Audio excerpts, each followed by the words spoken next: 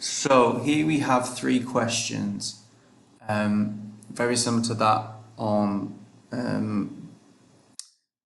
papers that have been seen sort of in the past.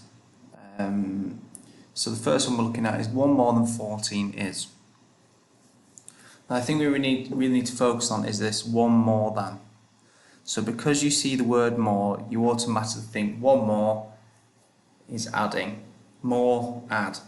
So we can automatically think, right, 1 more than 14 is the same as 14 plus 1. Simple enough, 14 add 1, 15. 5 less than 26 is. Okay?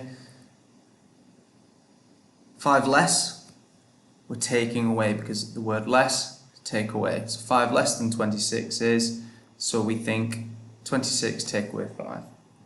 Now you could count back 5, or you could put the T in the O and think, right, I'm taking 5 ones away, 6 take away 5 is 1, 2 tens, 1 1, 21.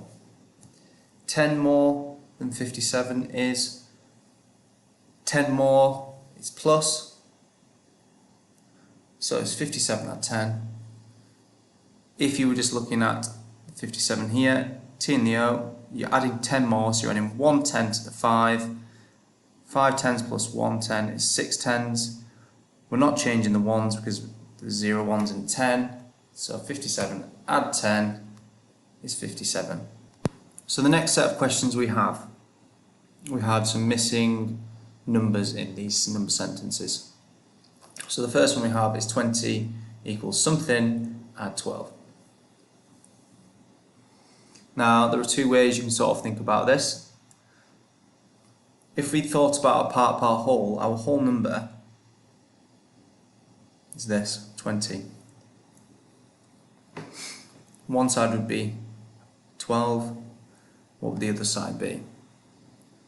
If you know your number bonds to 10, you would know that 8 add 2 is 10, then we've got 1 10 there, so it would be 20. 12 plus 8, 2 plus 8 is 10, add 10 is 20. You could also do it as 20, and to find that, we could actually take away 12. So 20 take away 12 equals 8. The next one we have 17 equals 20 take away something. Now we can use these numbers again and think, right, this is the biggest number. This is the answer.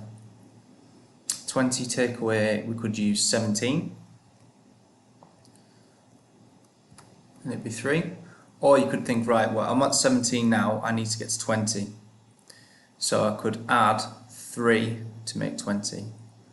So that's also how we could do it. And that's what we've been learning about, in money, when we're looking at finding the difference. It's difficult because we're looking at a take away sign and actually we're using addition to find the answer, which is why I've sort of gone for 20 take away 17 equals 3.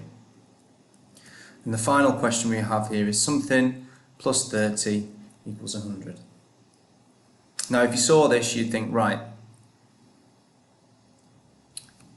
do I know my number bonds to 100? If so, fantastic. If you don't, you could think, right, let's make this 10. So make everything 10 smaller. So this would be 10, this would be 3. What plus 3 equals 10? 7. So we would have 7 plus 3 equals 10.